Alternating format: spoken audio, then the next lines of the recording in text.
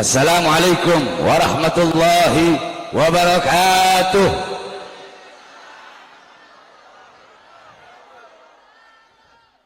Alhamdulillah, alhamdulillahil qawiyyi sultanuh, al-wadihil burhanuh, al-mabsut fil wujud karamuhu wa ihsanuh.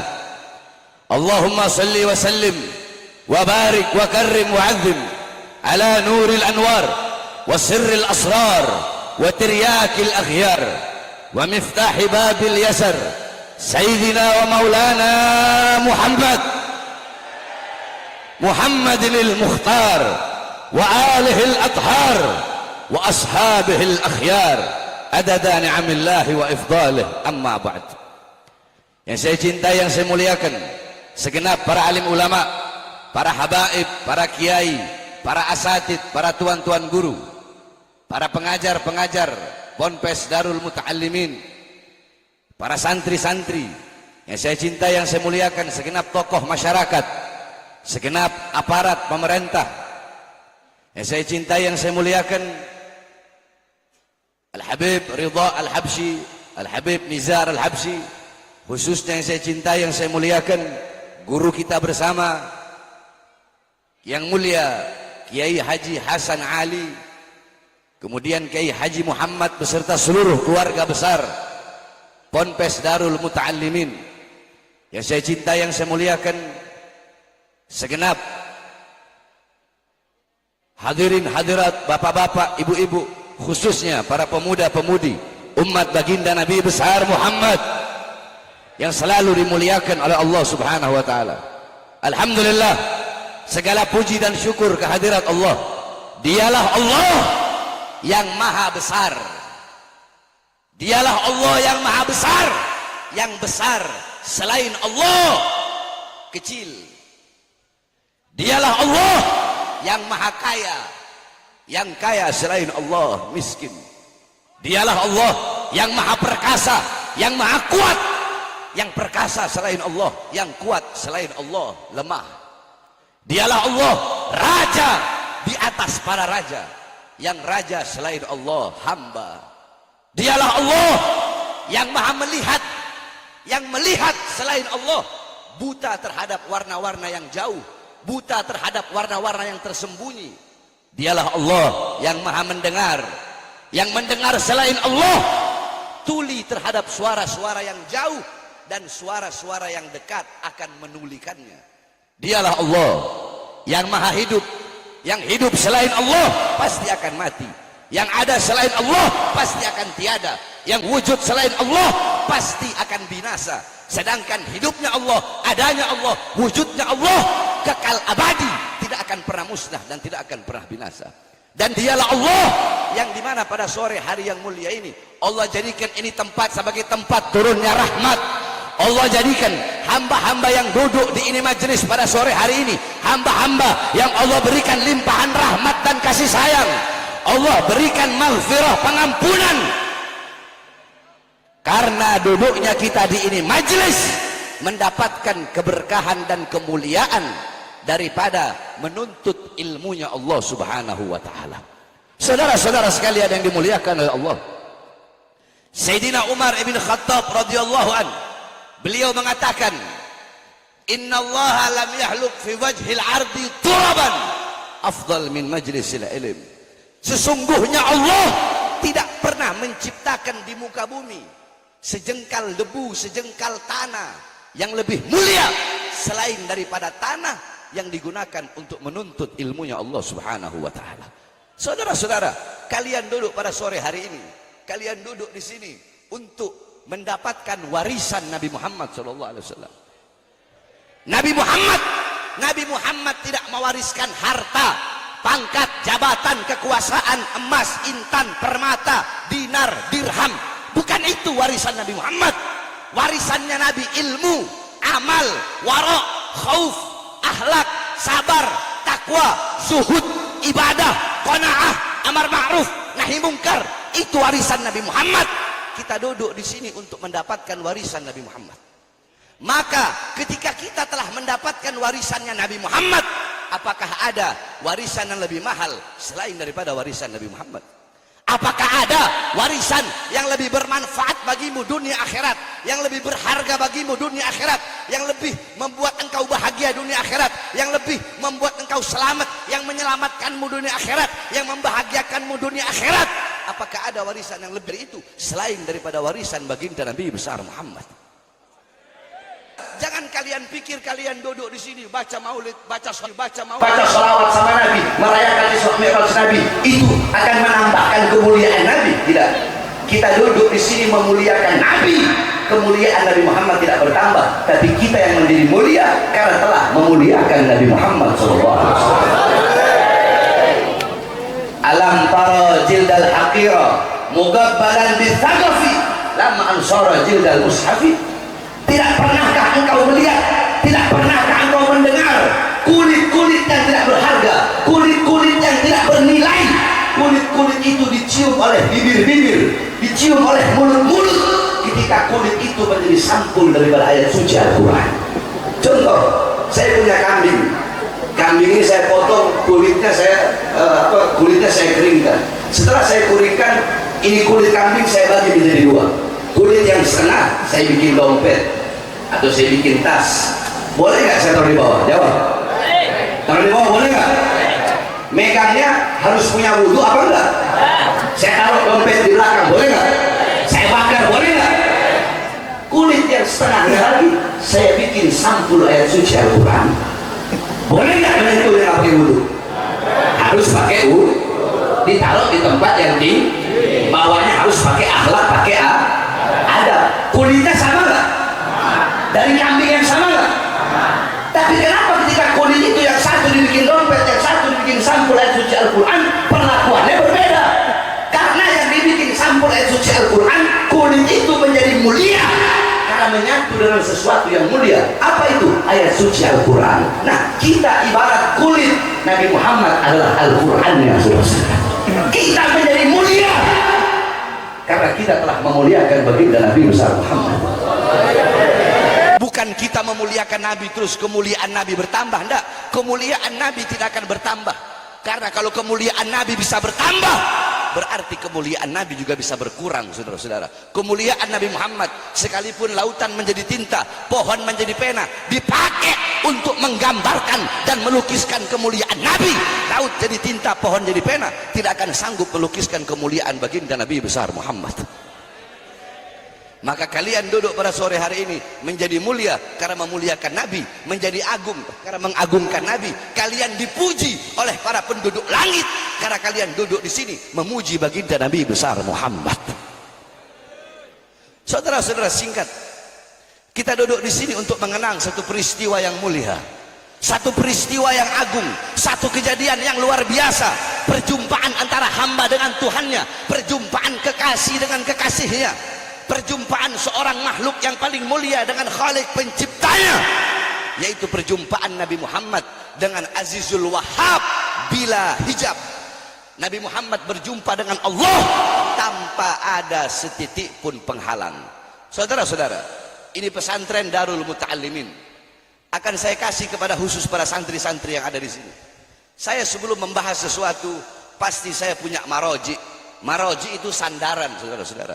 Nah, dikatakan man arada taqadduma fa'alaihi bikutubil mutaqaddimin, faman arada ta'akhura fa'alaihi bikutubil mutaakhirin.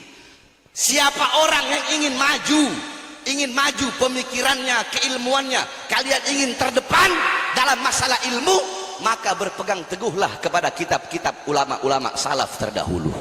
Nah, ada beberapa kitab-kitab yang menjelaskan tentang Isra wal Mi'raj. Karena kalau saya mau jelasin Isra Mi'raj sampai besok malam tidak bakal kelar, saudara-saudara. Jadi saya sebutkan kitab-kitabnya. Nah, nanti saya akan jelaskan intisari, lubab daripada Isra wal Mi'raj. Dalam kitab As-Siraj Al-Wahhaj fi Haqa'iqil Mi'raj, karangan Al-Imam Abu Ishaq Muhammad ibn Ibrahim An-Nu'mani Asy-Syafi'i. Kemudian ada kitab Al-Mi'raj, karangan daripada Al-Imam Abdul Karim Al-Kushairi. Kemudian ada kitab Ar-Risalah fil Mi'raj, karangan Al-Imam Abul Hasan Ali bin Muhammad Al-Lakhmi. Kemudian ada kitab Ayatul Kubra fi Syarah Qissatil Isra, itu karangan Al-Imam As-Suyuti. Kemudian ada kitab Al-Ayah Az-Zahimah Al-Bahirah fil Mi'raj Sayyidu Ahli Dunya wal Akhirah, karangan Al-Imam Al-Hafidh Syamsuddin Muhammad ibn Yusuf Asy-Syami Ad-Dimashqi. Satu lagi kitab beliau Al-Ayah Al-Bayyinat fil Mi'raj Sayyidu Ahli Al-Ardi was Samawat. Kemudian ada kitab An-Nurul Wahhaj fi Qissah Isra wal Mi'raj, karangan Al-Imam Ali Zainal Abidin bin Muhammad Al-Hadi Al-Barzanji, kakeknya pengarang Maulid Barzanji. Nah, itu kitab disyarahkan oleh cucunya, diberi nama kitab Tajul Ibtihaj ala Nuril Wahhaj, karangan Al-Imam Ja'far bin Ismail Al-Barzanji. Kemudian ada kitab Qissatul Mi'raj, karangan As-Sayyid Usman Syato bin Muhammad Syato. Kemudian ada lagi kitab Afdhalul Manhaj fi Isbat Isra wal Mi'raj, karangan Asy-Syaikh Abdullah Mustafa Al-Maraghi. Kemudian ada lagi kitab Dau'us Siraj fi Fadli Rajab wa Qissah Al-Mi'raj, itu kitab menjelaskan Isra Mi'raj dan keutamaan bulan Rajab, karangan Al-Imam As-Sayyid Muhammad Amin Al-Kurdi. Kemudian ada kitab Minhajus Syami Mukhtasar Mi'rajus Syami, karangan Syekh Yusuf bin Ismail An-Nabhani. Kemudian ada kitab Qissatul Mi'raj, karangan Al-Imam Najmuddin Al-Ghaiti, yang dihasyiahkan oleh Imam Ahmad Abil Barkat Ad-Dardir, diberi nama kitab Hasyiah Ad-Dardir. Kita orang biasanya kalau pesantren salaf itu maksudnya kita orang itu pesantren yang nggak ada sekolah, diniyah, belajarnya agama terus. Itu kalau bulan Rajab kita orang pasaran itu apa ya? Kayak saya sama santri semua. Nah, kita orang ngatamin kitab Hasyiah Ad-Dardir Al-Imam Ahmad Abil Barkat. Kalau di Jawa Tengah namanya apa? Kilatan. Nah, itu. Kalau bulan Rajab kita orang biasa hataman Bukhari sama ngatamin kitab Hasyiah Ad-Dardir. Kemudian masih banyak lagi kitab-kitab menjelaskan Isra wal Mi'raj. Ada kitab Nailul Muna wal Ghaya As-Sa'ul fil Isra wal Mi'raj Nabiyil Mukhtar Ar-Rasul, karangan Imam Muhammad bin Ja'far Al-Kattani. Kemudian ada kitab Al-Mi'raj An-Nabawiyah, karangan Syekh Hasan Asy-Syati. Kemudian ada kitab Hulal Ad-Dibaj Al-Matruzah fil Qissah Isra wal Mi'raj, karangan Imam Ahmad bin Muhammad Ar-Rahwani At-Tatwani. Kemudian azan enggak? Belum. Kemudian masih banyak lagi, ada kitab karangan guru kami Al-Anwar Al-Bahiyah fil Mi'raj Khairil Bariyah, karangan Abuya Al-Imam As-Sayyid Al-Habib Muhammad bin Alwi Al-Maliki Al-Hasani. Kemudian ada kitab Yawaqit Taj Al-Wahaj fil Isra wal Mi'raj, karangan daripada Imam Muhammad bin Muhammad Al-Bagir Al-Kattani. Kemudian kitab Al-Isra wal Mi'raj Mu'jizatul Kubra li Sayyidil Anbiya, karangan dari Imam Syekh Nafi Al-Jauhari. Dan masih banyak lagi kitab-kitab yang menjelaskan tentang Isra wal Mi'raj.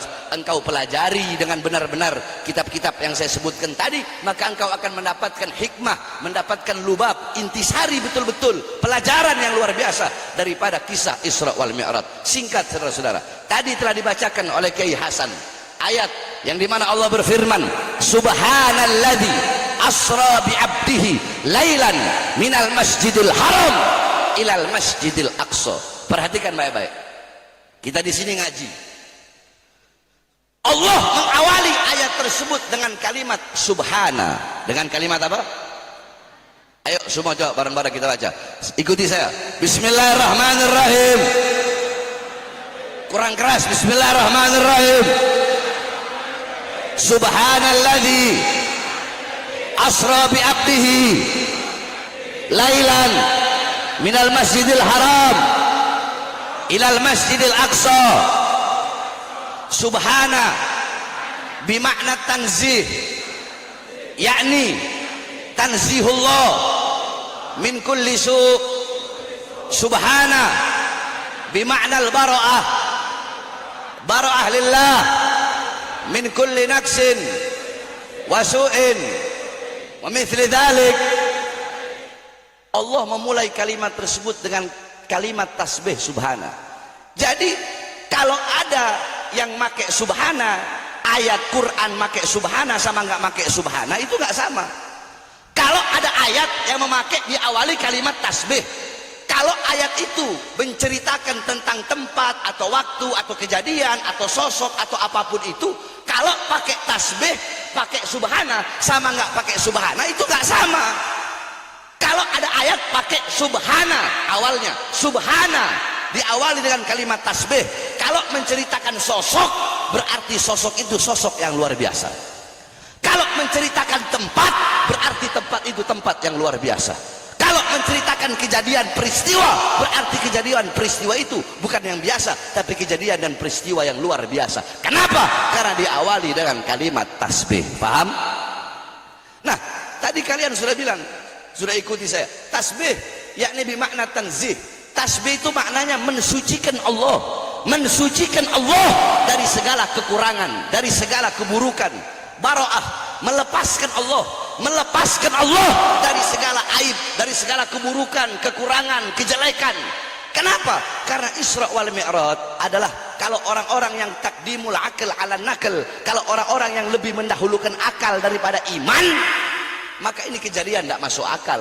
Karena ini kejadian tidak masuk akal, makanya Allah awali dengan kalimat subhana untuk membuktikan bahwasanya tidak ada yang mustahil bagi Allah subhanahu wa ta'ala. Faham? Subhana, faham?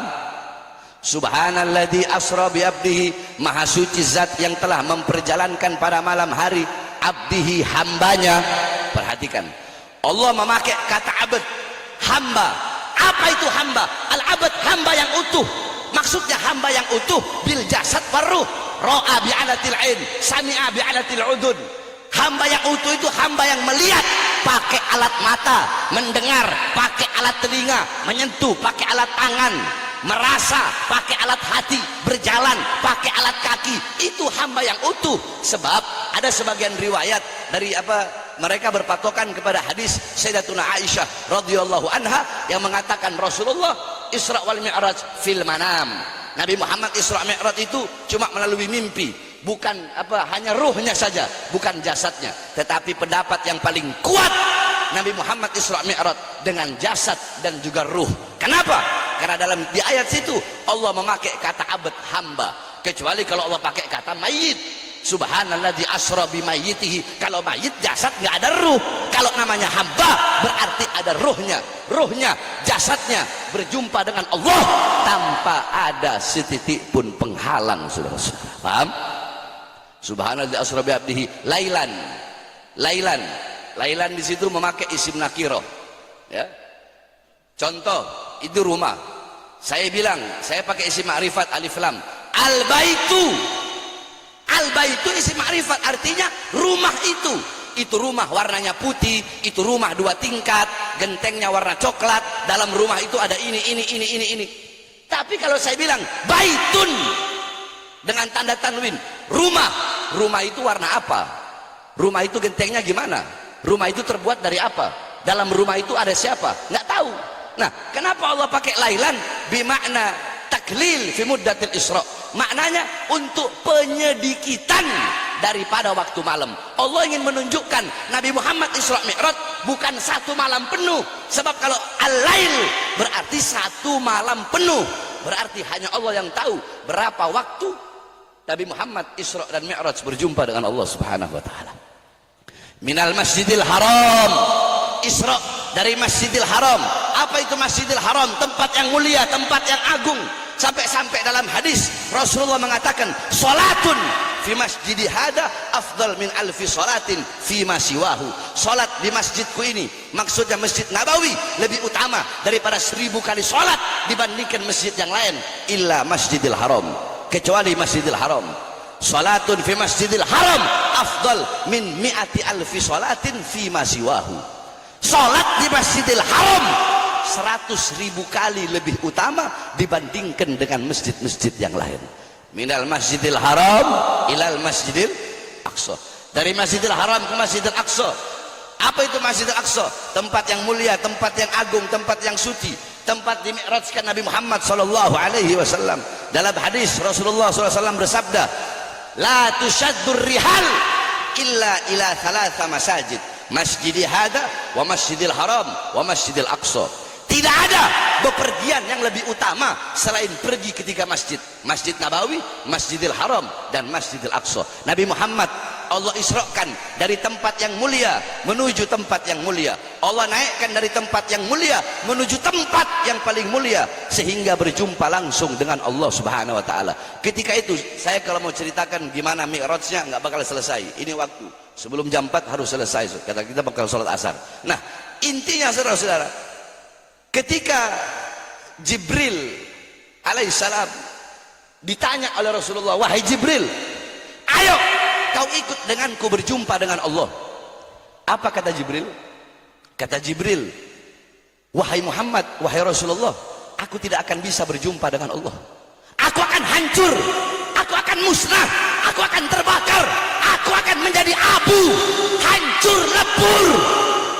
Hanya engkau yang bisa berjumpa dengan Allah. Nabi Muhammad berkata, bukankah engkau tercipta dari cahaya wahai Jibril? Jibril menjawab, ya, aku memang tercipta dari cahaya, tapi aku bukan bagian dari cahaya Allah. Sedangkan engkau Allah ciptakan dari cahaya, dan engkau bagian dari cahaya Allah itu sendiri, sehingga hanya engkaulah yang bisa sampai kepada Allah. Saya tanya, bapak-bapak, ibu-ibu tahu matahari? Ini kalau kita mau tamsilkan pakai akal, tahu matahari? Andaikan bumi nyampe ke matahari, hancur nggak bumi? Yang keras, hancur nggak? Planet-planet yang lain, kalau dia mau sampai ke matahari, hancur nggak? Hancur. Yang bisa sampai ke matahari hanya cahaya matahari itu sendiri. Ketika dia mengeluarkan cahaya, nanti yang bisa balik ke dia cahaya dia sendiri. Tidak ada yang bisa berjumpa dengan Allah kecuali bagian dari cahaya Allah itu sendiri, yaitu baginda Nabi besar Muhammad SAW. Paham? Paham? Loh Beb, hadisnya apa Beb? Kalau Nabi Muhammad itu tercipta dari cahaya Allah. An Jabir bin Abdullah Al-Ansari radhiyallahu magal, qultu ya Rasulullah bi abi wa ummi akhbirni an awwali syai'in khalaqallahu qabla al-asya. Qala ya Jabir, khalaqallahu qabla al-asya nura nabiyyika Muhammadin sallallahu alaihi wasallam min nurih.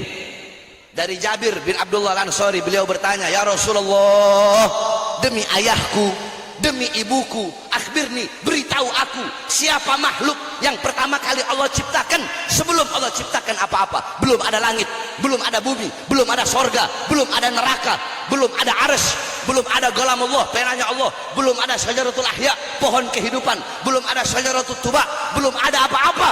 Yang ada hanya Allah. Sebelum Allah tidak ada apa-apa, sesudah Allah tidak ada apa-apa. Makhluk yang pertama kali Allah ciptakan, nura nabiyyika Muhammadin, cahaya nabimu, yaitu cahaya Nabi Muhammad, khalaqa min nurih, yang telah Allah ciptakan dari cahaya Allah subhanahu wa ta'ala. Nah saudara-saudara sekalian, bahkan para ulama ada yang mengatakan, siapa yang lebih mulia, sendal Nabi Muhammad ataukah Jibril yang lebih mulia? Jibril tidak bisa berjumpa langsung dengan Allah, tetapi Nabi Muhammad bahkan sendalnya berjumpa dengan Allah subhanahu wa ta'ala. Kenapa sandal itu menjadi mulia? Padahal sandal itu hanya dari kulit, sebagaimana yang saya jelaskan tadi pertama.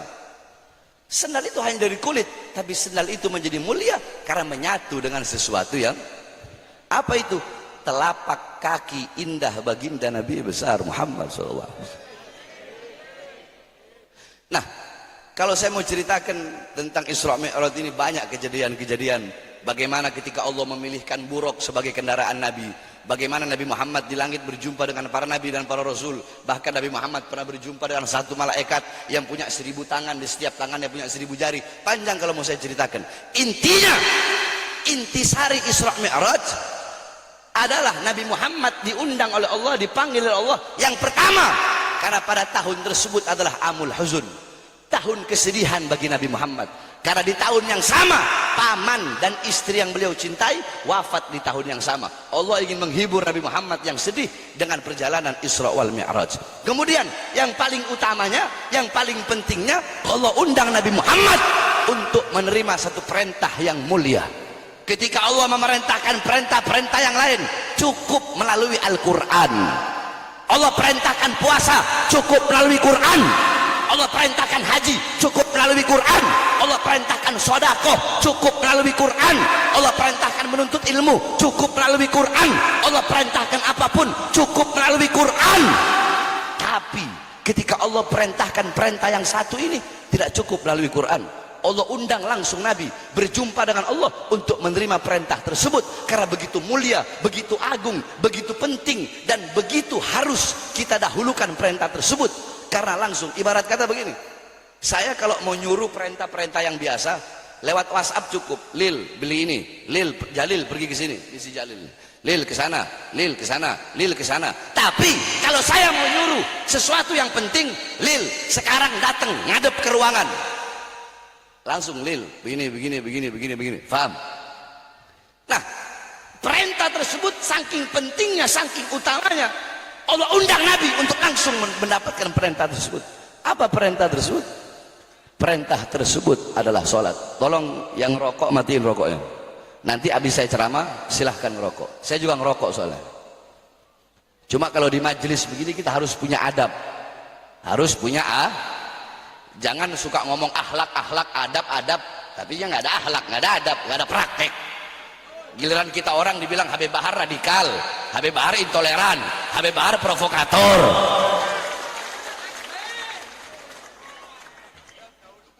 Tolong yang merokok dimatikan rokoknya.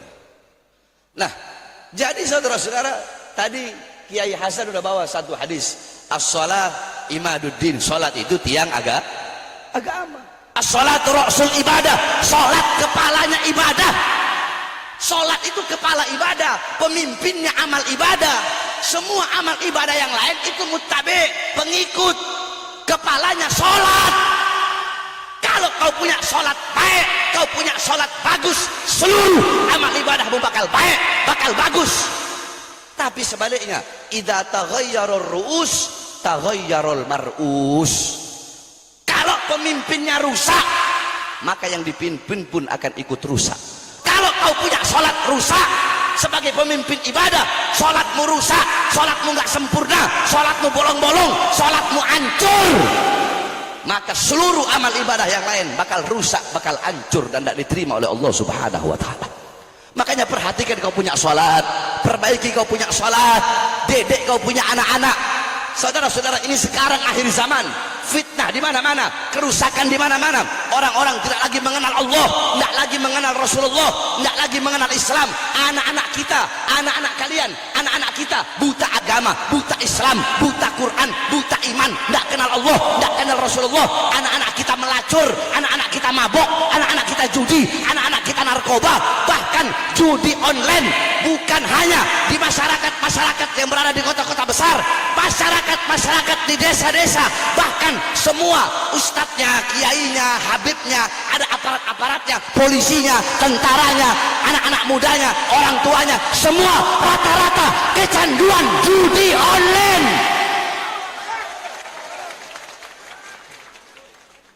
Heran saya, bahas nasab mulu, orang bahas judi online, bahas pagar laut di Tangerang sana, betul? Betul. Yang dibahas nasab mulu, nggak capek. Makanya saya udah nggak mau ngelayanin enggak. Kenapa nggak mau? Iya, terlalu mahal auman singa untuk meladeni gonggongan para anjing-anjing, saudara-saudara. Saudara-saudara, kalian tahu? Saya datang kemari bawa anak saya Ali yang di sini, umur 6 tahun. Saya bawa Alia, Gajia. Mereka lagi libur sekolah. Saya dengar kemarin katanya, Beb ada yang nolak. Alah, biarin.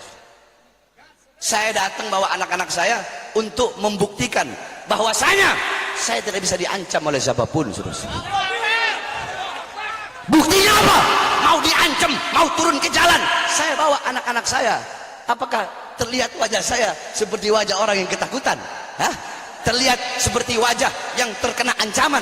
Enggak, justru saya sampaikan kepada mereka, saya tunjukkan kepada mereka bahwa saya bawa anak-anak saya anggap ancaman mereka sebagai hiburan untuk anak-anak saya berlibur, saudara-saudara.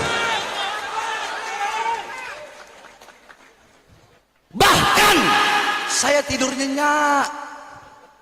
Loh, Habib kok bisa tidur nyenyak? Ditolak di ini tapi tidur nyenyak. Iya, saya tidur nyenyak. Kenapa? Karena 1 juta teriakan domba tidak akan mengganggu tidurnya seekor singa, saudara.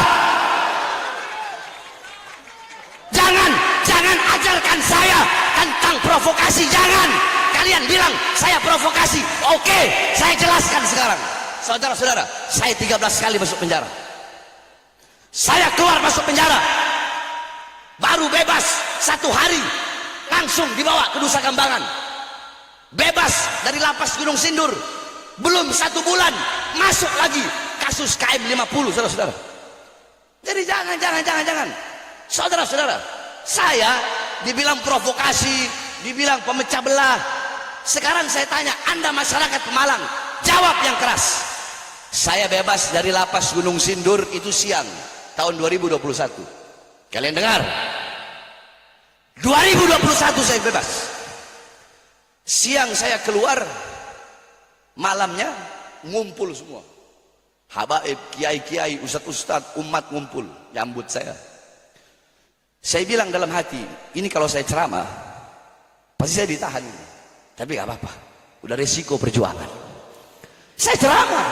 Nah, pertanyaannya, apa isi ceramah saya yang membuat saya ditahan lagi? Kan itu pertanyaannya.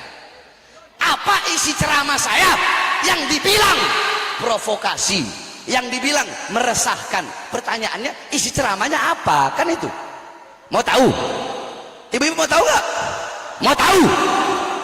Waktu itu saya ceramah, saya bilang, hei Jokowi, hei Presiden, hei Panglima TNI, hei Kapolri, hei pejabat, hei aparat. Waktu itu musim corona.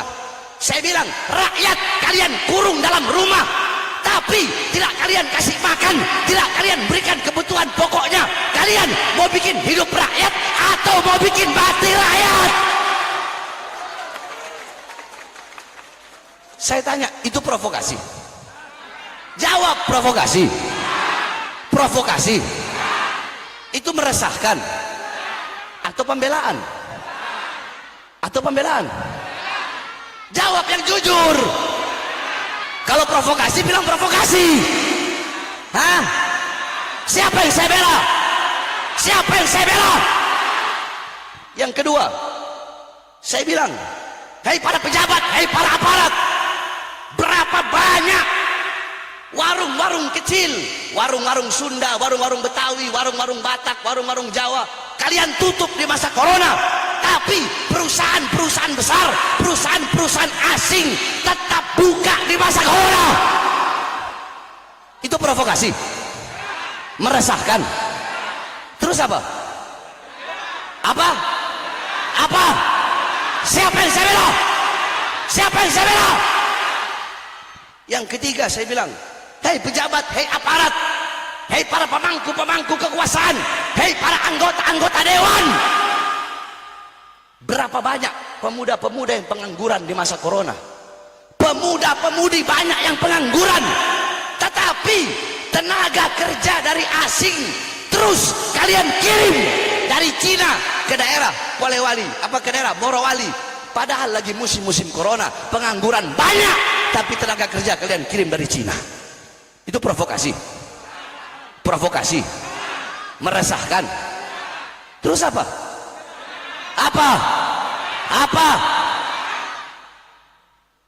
Setelah selesai saya ceramah, besok malamnya saya dibawa lagi langsung ke Nusa Kambangan.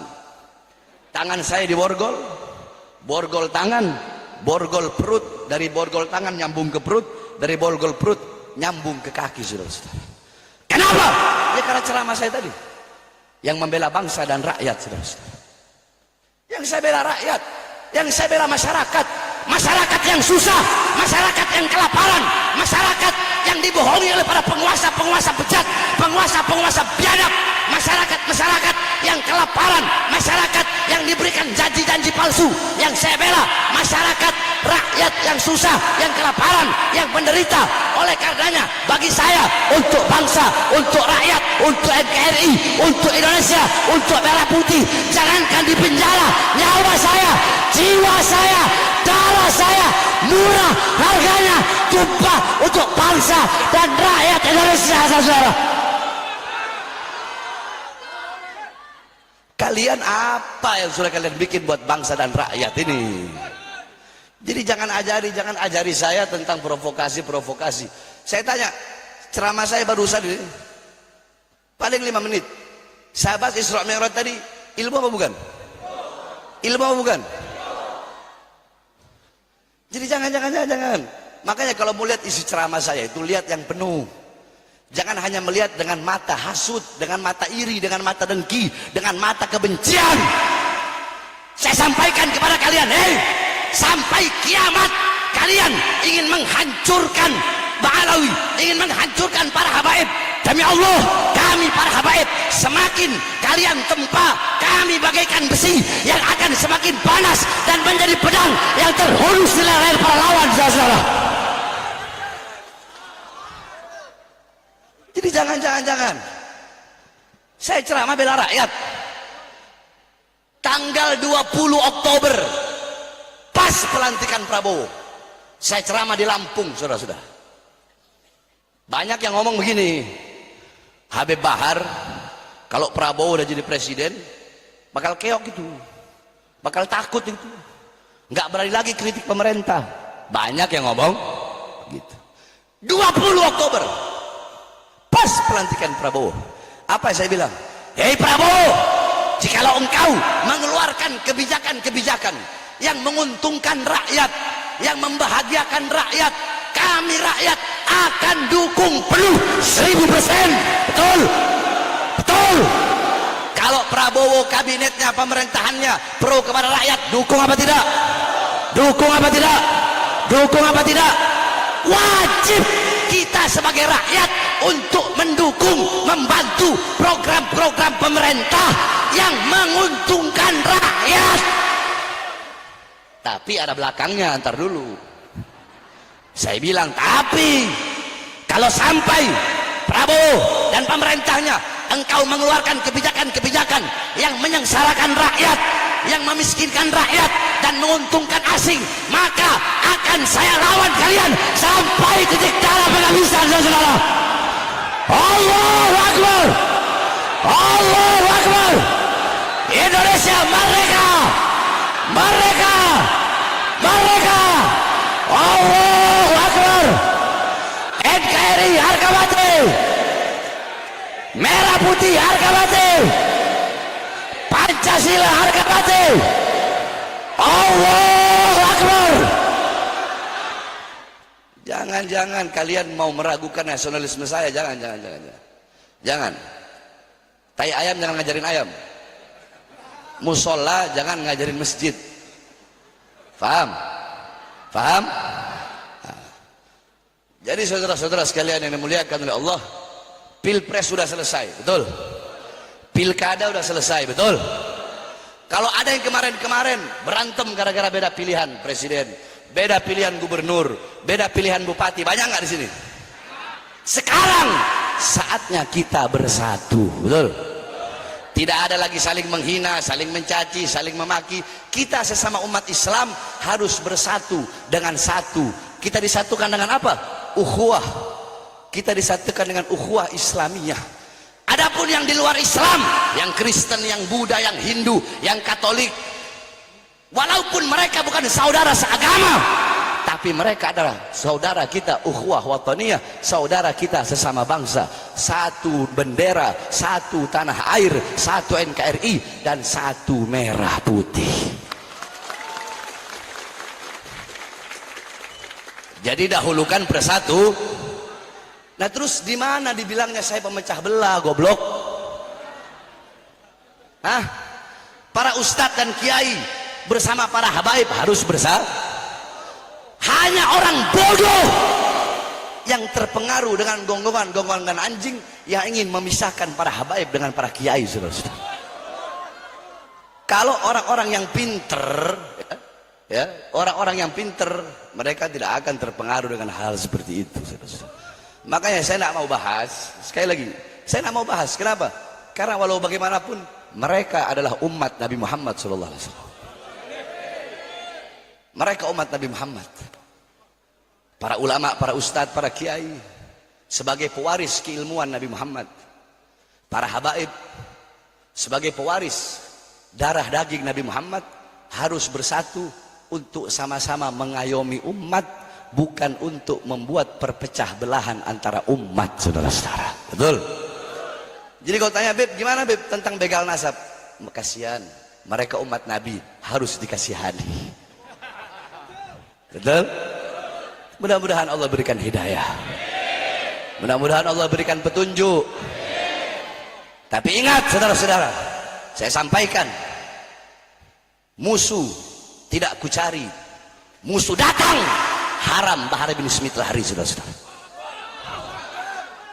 Dan terakhir sebelum saya tutup, saya berterima kasih kepada Kiai Hasan, Kiai Muhammad. Ya, berkat beliau, alhamdulillah saya bisa hadir di sini. Saya udah lama nggak ke Pemalang. Terakhir saya ke Pemalang 2010, udah lama. Saya terakhir itu daerah Tegal, Brebes, Pekalongan, Seragen, sering saya. Cuma dulu. Sekarang udah setiap ada ceramah-ceramah. Terus ini anak-anak gerakan pemuda Ka'bah. Waktu saya ceramah di Temanggung dulu perang ngawal. Semuanya pakai motor Air King loh, pakai motor-motor ngawal ya. Saya masih ingat itu. Tahun berapa itu? 2016 ya. Di Temanggung waktu itu ya. Nah, yang awal ini anak-anak gerakan pemuda Ka'bah. Mudah-mudahan anak-anak gerakan pemuda Ka'bah semuanya Allah permudah urusan dunia akhiratnya. Para laskar-laskar FPI, pemuda Ka'bah, dan semua masyarakat yang mengamankan acara ini, yang membantu acara ini, semuanya diberkahi oleh Allah. Bapak-bapak polisi, bapak-bapak polisi, dengerin. Bapak-bapak polisi, bapak-bapak tentara yang mengamankan ini acara, mudah-mudahan diberikan keberkahan oleh Allah. Mudah-mudahan Allah permudah urusan dunia akhirat kita semua. Tidak kita keluar dari ini majelis kecuali Allah ampuni dosa-dosa kita yang telah lalu dan yang akan datang, yang tampak dan yang tidak tampak, yang besar yang kecil, semuanya Allah ampuni dosa-dosa kita berkat Nabi Muhammad sallallahu alaihi wasallam. Bismillah, bismillah, bismillah babuna, tabarak hitanuna, yasin sakfuna, kaf ha ya ain sad kifayatuna, hamim ain sin kaf himayatuna, fasayakfikahumullah wa huwa samiul alim, fasayakfikahumullah wa huwa samiul alim, fasayakfikahumullah wa huwa samiul alim. Wa sallallahu alaihi wasallam Muhammadin wa ala alihi washabbihi wa barik wasallam walhamdulillahirabbil alamin. Sebelum saya tutup, saya ingatkan sekali lagi, jangan pernah ancam-ancam saya, karena saya orang yang tidak makan dengan ancaman. Karena saya setiap keluar rumah untuk menyampaikan kebenaran, saya bawa kain kafan, mau pulang tinggal mayat, saya sudah ikhlas karena Allah. Saudara-saudara, Allahu Akbar, Allahu Akbar, Allahu Akbar. Salatullah salam Rasulillah, salatullah salamullah ala yasin habibillah, salatullah salamullah ala taha rasulillah, salatullah salamullah ala yasin habibillah.